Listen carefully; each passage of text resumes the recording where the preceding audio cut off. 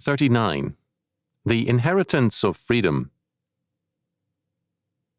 A common, sinful viewpoint is our disposition to regard as an inheritance only what we have not yet received. We forget that those whose heirs we are have already given us much. Our parents, for example, have given us life, nurture, education, discipline, and much else, things which we must regard as the richest part of our inheritance. The same is true with reference to God. As His heirs, we are born rich, because we have, in our covenant wealth, grace and the law. By means of the grace of God in Jesus Christ, we have freedom from sin and death. We are delivered entirely from sin as anomia, lawlessness, and are assured victory over sin finally in the world to come, that is, sin as hamartia, falling short or missing the mark. By means of the law, we have an inheritance of freedom and dominion under God. Freedom, as the humanist defines it, is freedom from law, as with anarchism, or freedom over law, freedom to be the ultimate lawmaker, as with statism. For biblical faith, freedom is under law, God's law, and the means to freedom is the law of God. Obedience to the law as the means to freedom and dominion is repeatedly declared in Scripture, as in Deuteronomy chapter 28 and Leviticus chapter 26. Obedience, the obedience of faith, means freedom from drought, Leviticus chapter 26 verse 4, and freedom from want, Leviticus chapter 26 verse 5. It means peace in the land and victory over our enemies, Leviticus chapter 26 verses 6 to 8.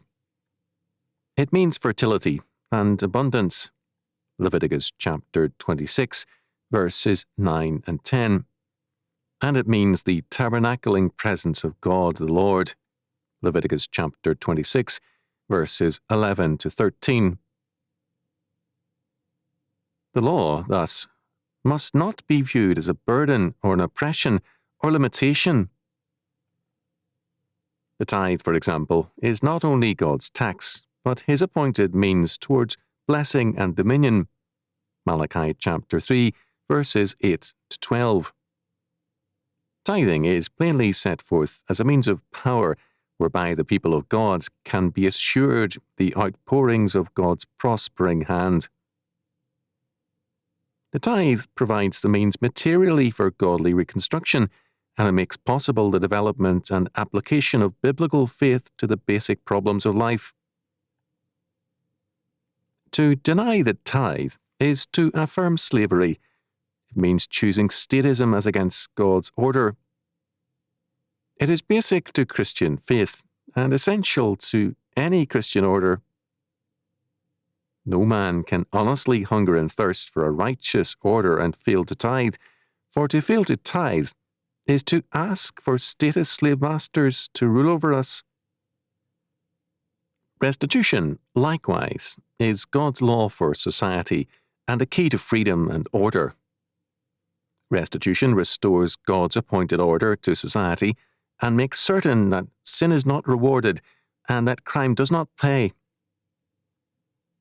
By requiring the community to make restitution where the criminal is not caught, a premium is placed upon law enforcement, so that the seriousness of crime without restitution is underscored.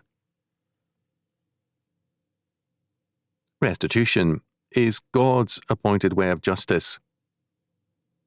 Our sin against God required restitution, the atoning death of Jesus Christ. Only God the Son can make restitution for us, Godward, but we are required to apply this principle of restitution, basic to God's righteousness, to our relationships manward.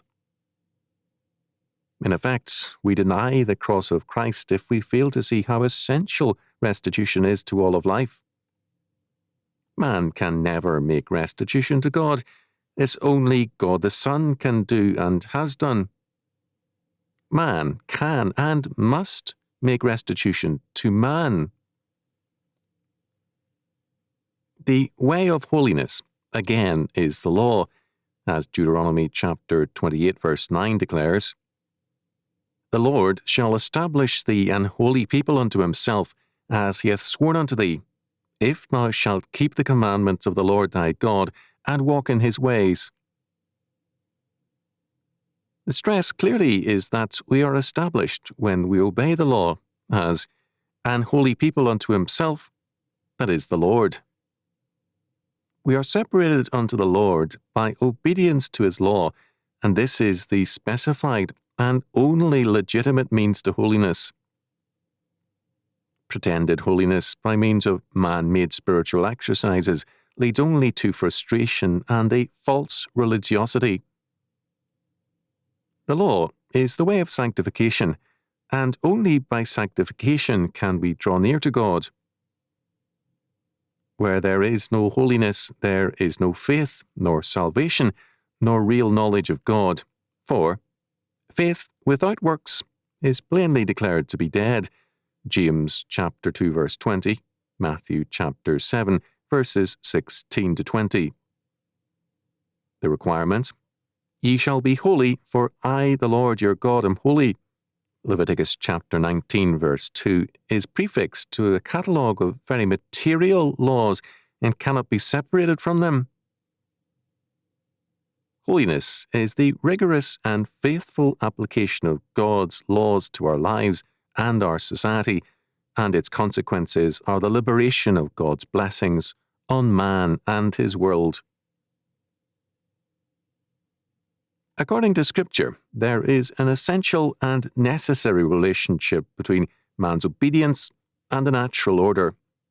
Leviticus chapter 26, verses 3 to 6. This relationship is stressed by Paul in Romans chapter 8, verses 19 to 22. The biblical position is thus, in a real sense, the opposite of astrology and all other forms of environmentalism. Instead of being determined by the environment, our level of sanctification, the nature of our obedience to the law of God, determines the environment. The means of this determination is the law, the instrument of holiness and dominion.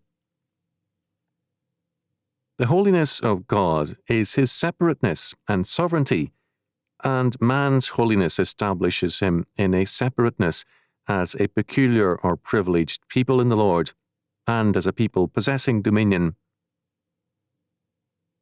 Heirship in Christ is not simply a future fact, but a present reality. It is inseparable from the law, which is given to the covenant people as a privilege and power. To the ungodly, it's a sentence of death. To the redeemed, it is a plan for dominion and blessing. If the law is done away with, then freedom too is abolished, because the law imposes restraints on the demands which can be made on man by church, state, or any other institution, or by any man. Thus, the tithe is a limit on the required giving which can be asked of man, even as the poll tax is a limitation.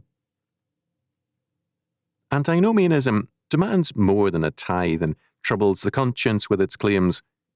Thus, modernists often leave their listeners feeling guilty because they have more food, clothing, and money than some poor unfortunates elsewhere, as though the lowest common denominator were the test of conscience.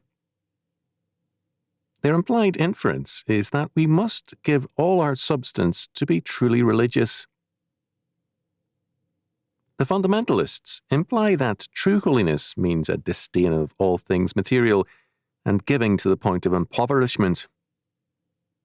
Both antinomian groups trouble the conscience with demands in excess of God's law, and neither places any real limit on what can be demanded of man.